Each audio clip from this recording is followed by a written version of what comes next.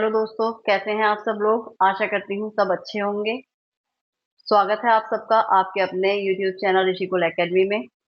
दोस्तों, आज से पहले हम हिंदी की 2 क्लासेस को कंप्लीट कर चुके हैं, जिसमें हमने वर्णमाला को जाना, वर्णों को जाना, वर्णों के प्रकारों को जाना।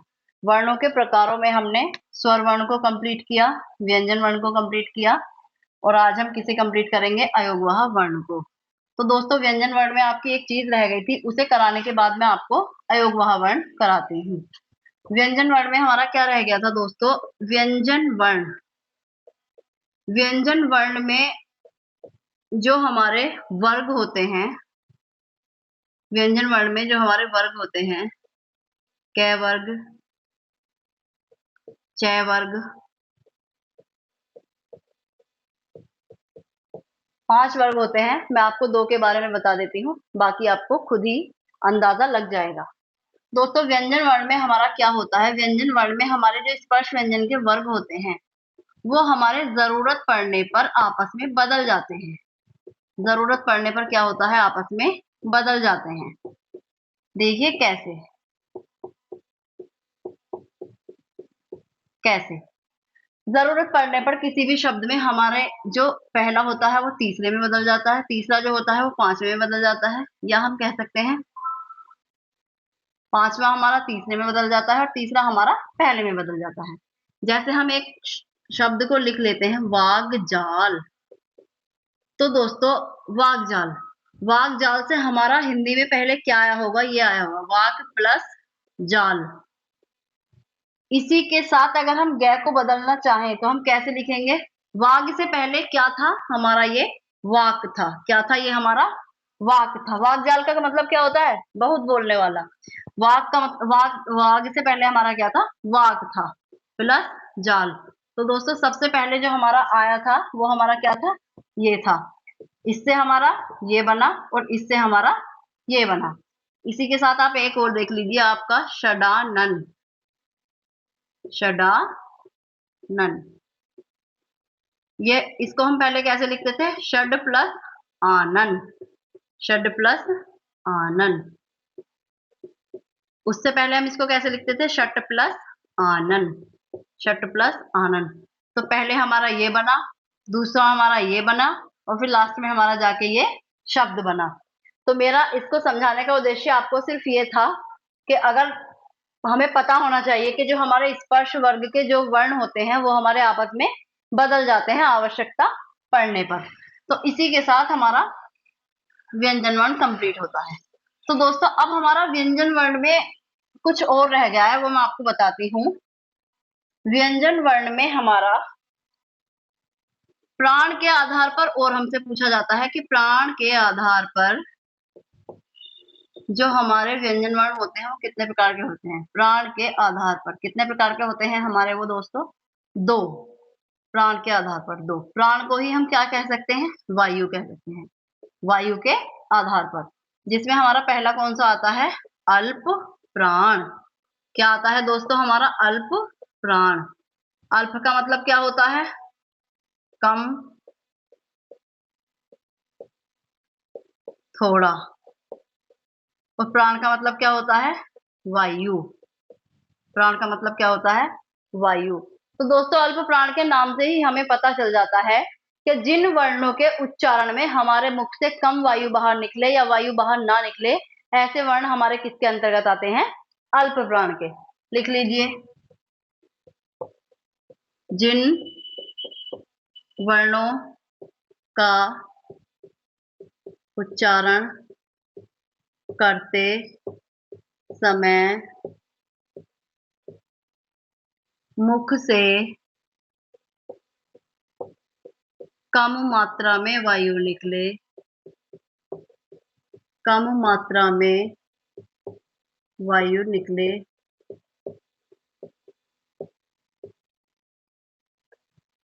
वे वर्ण किसके अंतर्गत आ जाते हैं? अल्प प्राण के। किसके अंतर्गत आ जाते हैं? अल्प प्राण के। वे वर्ण अल्प प्राण के अंतर्गत आते हैं।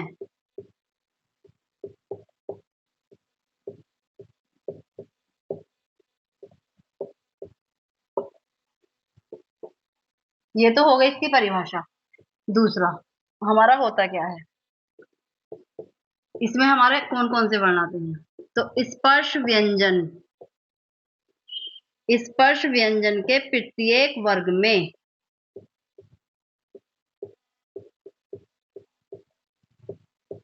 स्पर्श व्यंजन के प्रत्येक वर्ग में आने वाले, प्रत्येक वर्ग में पहले, तीसरे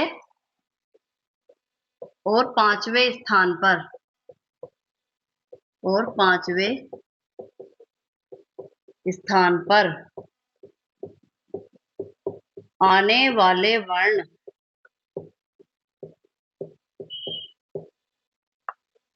आने वाले वर्ण किसके अंतर्गत आ जाते हैं, हमारे अल्प प्राण के।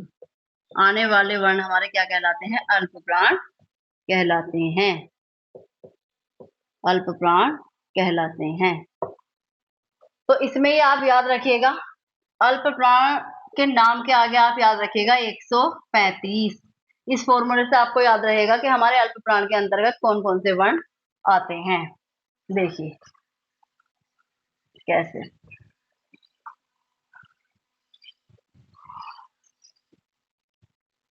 हम क वर्ग ले लेते हैं। क्या ले लेते हैं, क वर्ग। क, ख, ग, घ, ण। इसके बाद हम च वर्ग ले लेते हैं। च, छ, ज, झ, अया।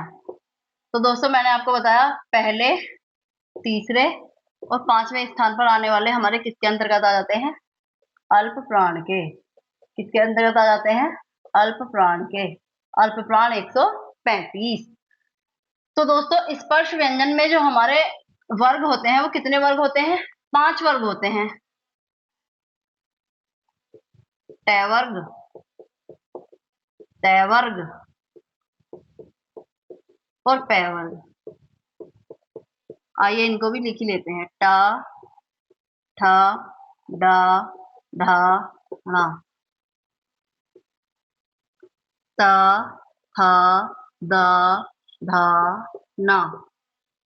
प, फ, ब, भ, म। तो दोस्तों इसमें हमारे कितने वर्ग होते हैं, 5 वर्ग होते हैं। और एक वर्ग में हमारे 3 जो है वो अल्प प्राण के अंतर्गत आते हैं। तो अगर हमसे पूछा जाने लगे कि स्पर्श व्यंजन में अल्प प्राणों की संख्या, स्पर्श व्यंजन में अल्प प्राणों की संख्या, तो वो दोस्तों कितनी हो जाएगी हमारी, 1 2 3 और टोटल हमारी कितने वर्ग है, 5। तो स्पर्श व्यंजन में जो हमारे अल्प प्राणों की संख्या है वो हमारी कितनी है, 15। तो अब हम अल्प प्राण के बाद क्या पढ़ेंगे, इसका दूसरा प्रकार। दूसरा प्रकार कौन सा होता है, वायु के आधार पर महाप्राण। कौन सा होता है हमारा, महाप्राण। महा का मतलब होता है अधिक, ज्यादा,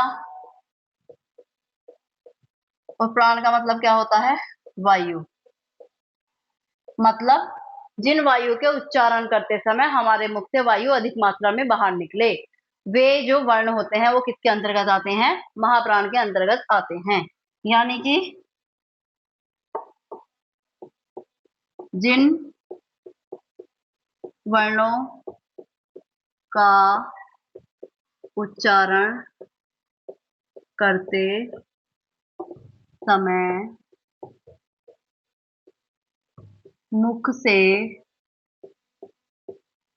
वायु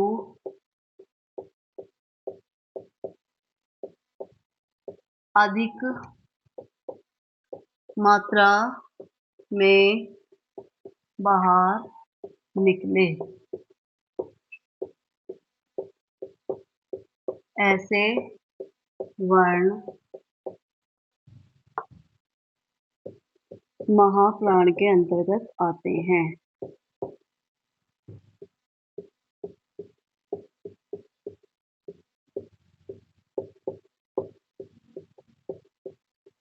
इसके अंतर्गत आते हैं महाप्राण के।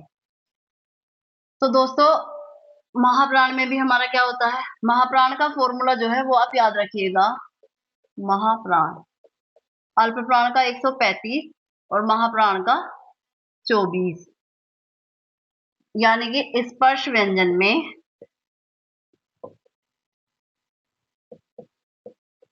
स्पर्श व्यंजन में प्रत्येक वर्ग में दूसरे और चौथे स्थान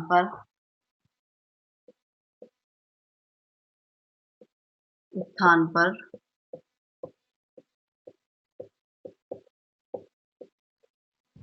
आने वाले वर्ण हमारे महाप्राण के अंतर्गत आते हैं। किसके अंतर्गत आते हैं? महाप्राण के अंतर्गत आते हैं। देखिए कैसे, क वर्ग को लिख के देख लेते हैं। क वर्ग क ख ग घ ण। दूसरे और चौथे स्थान पर जो हमारे वर्ण आएंगे वो किसके अंतर्गत आ जाएंगे? महाप्राण के। किसके अंतर्गत आ जाएंगे दोस्तों? महाप्राण के। तो अल्प प्राण की जो मैंने आपको संख्या बताई वो कितनी थी? 15। ऐसे ही महाप्राण कितने वर्ग होते हैं हमारे? 5। और एक वर्ग में हमारे कितने वर्ण हैं जो महाप्राण के अंतर्गत आ रहे हैं? 2।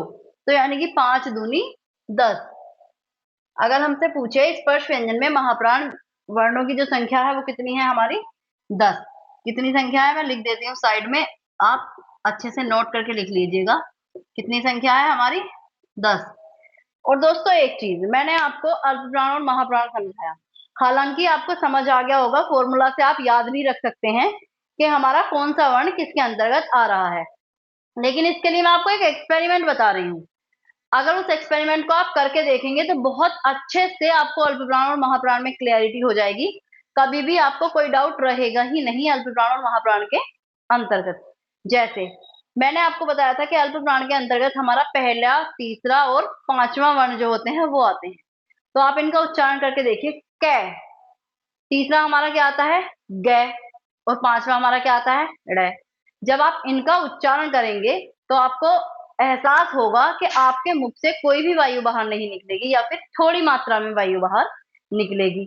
इसी के जस्ट अपोजिट जब आप दूसरे और चौथे वर्ण का उच्चारण करेंगे अपना हाथ मुंह के आगे लगाकर, तो हमें कंपन और हमें वायु का एहसास ज्यादा मात्रा में होगा। जैसे ख, जब आप ख बोल के देखेंगे, आप ये अभी मेरी वीडियो को देखते समय ही आप करके देखिए तो आपको इस चीज का अनुभव हो जाएगा। जब हम दूसरे और चौथे वर्ण का उच्चारण करेंगे तो उसका उच्चारण करते समय हमारे मुख से वायु ज्यादा मात्रा में बाहर निकलेगी। तो ये था हमारा महाप्राण और अल्पप्राण।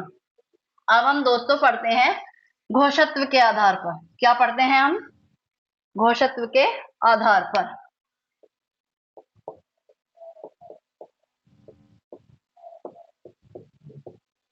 घोषत्व के आधार पर जो हमारे वर्ण होते हैं वो भी कितने प्रकार के होते हैं हमारे? 2।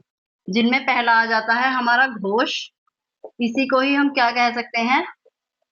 सघोष। इसी को ही हम क्या कह सकते हैं? सघोष।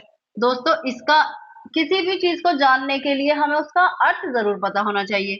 घोष को हम क्या कहते हैं? कंपन भी कहते हैं, गूंज भी कहते हैं, गूंजना। और हम क्या कह सकते हैं? झंझकार भी हम कह सकते हैं। इसका मतलब जिन वर्णों का उच्चारण करते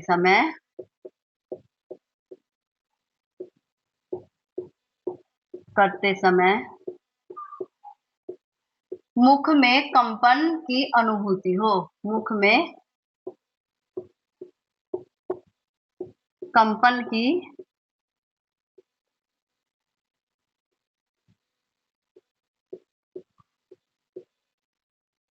अनुभूति हो, ऐसे वर्ण हमारे घोष वर्ण कहलाते हैं या सघोष वर्ण कहलाते हैं।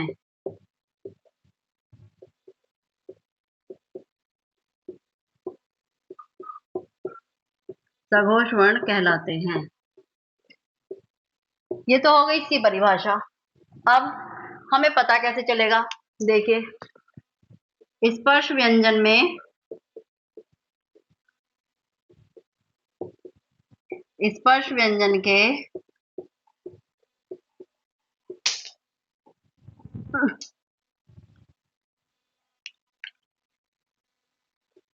प्रत्येक वर्ग में तीसरे चौथे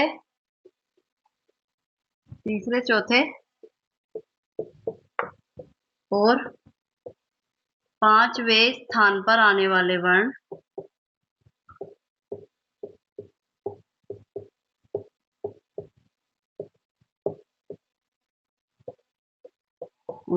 क्या कहलाते हैं? हमारे सघोष कहलाते हैं। क्या कहलाते हैं? सघोष कहलाते हैं। सघोष वर्ण कहलाते हैं। जैसे हम कै वर्ग से ही इसका भी पता लगा लेते हैं। कै वर्ग, कै, ख, गै, घै, नै। चै वर्ग, चै, छै, जै, झै, ऐ। टै वर्ग, टै, ठै, डै, ढै, अणै। तै, थै, दै, धै, नै। पै वर्ग, पै, पै, दै, धै, नै। तो दोस्तों स्पर्श व्यंजन में मैंने अभी आपको बताया तीसरा, चौथा और पांचवा। तीसरे, चौथे, पांचवें स्थान पर जो हमारे वर्ण आएंगे वो हमारे किसके अंतर्गत आ जाएंगे? सघोष के। किसके अंतर्गत आ जाएंगे वो? हमारे सघोष वर्ण के। तो सघोष वर्ण का फॉर्मूला भी आप लिख लीजिएगा साइड में। एक दूसरी ट्रिक है ये सघोष वर्ण, 345। 345। तो दोस्तों आप उच्चारण करके देखिए। जब आप कै, ख का उच्चारण करेंगे तो आपको आपके मुख में जो कंपन है उसका एहसास नहीं होगा, लेकिन उसी के साथ जब हम गे, घे, णे का उच्चारण करेंगे तो आपको खुद अंदर से पता चल जाएगा कि जब हम इन वर्णों का उच्चारण कर रहे हैं तो हमारे मुख में कंपन हो रहा है इनका उच्चारण करते समय। इसी के साथ दोस्तों अगर हमसे पूछा जाने लगे कि स्पर्श व्यंजन में जो हमारी सघोष वर्णों की संख्या है वो कितनी है, तो वो भी कितनी है दोस्तों? हमारी 5 हमारे वर्ग हैं और प्रत्येक वर्ग में 3 वर्ण हमारे सघोष के अंतर्गत आ रहे हैं। तो सघोष वर्णों की जो संख्या है स्पर्श व्यंजन में वो हमारी कितनी है? 15 है। कितनी है? 15 है। इसी के साथ इसका हम दूसरा प्रकार पढ़ लेते हैं, अघोष। ये मैं लिखा रहने देती हूँ, मेरे को दोबारा नहीं लिखना पड़ेगा।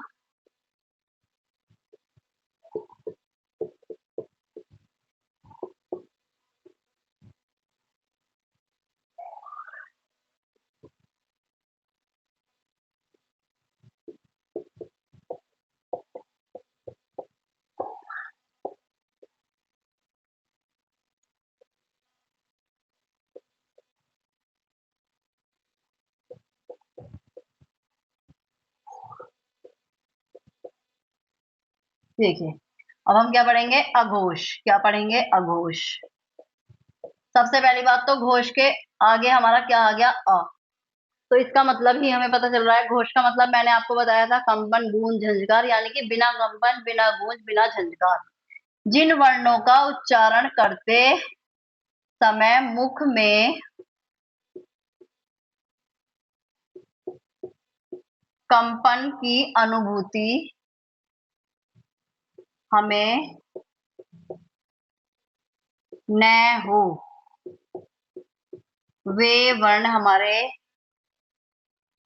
क्या कहलाते हैं? अघोष। वे वर्ण हमारे क्या कहलाते हैं? अघोष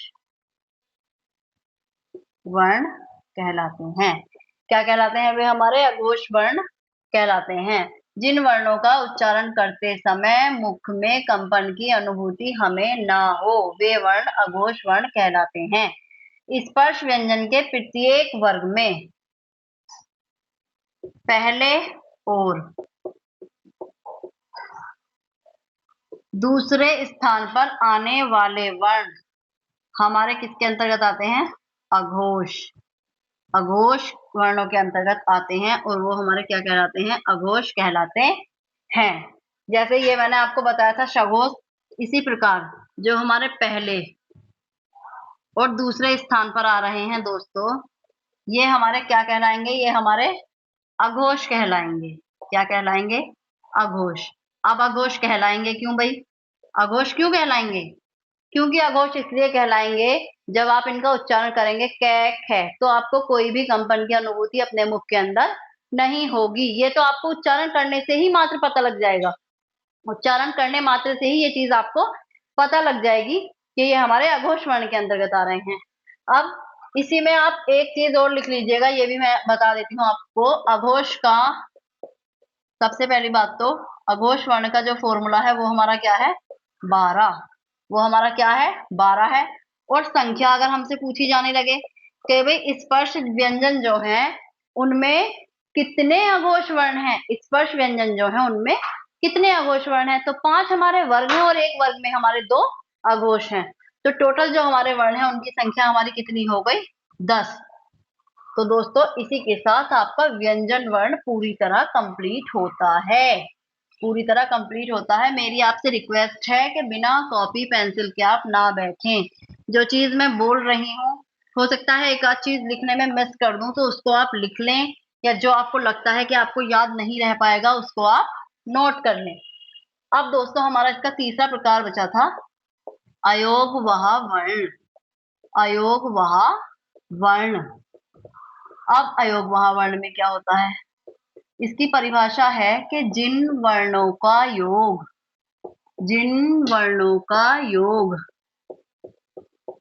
न तो स्वर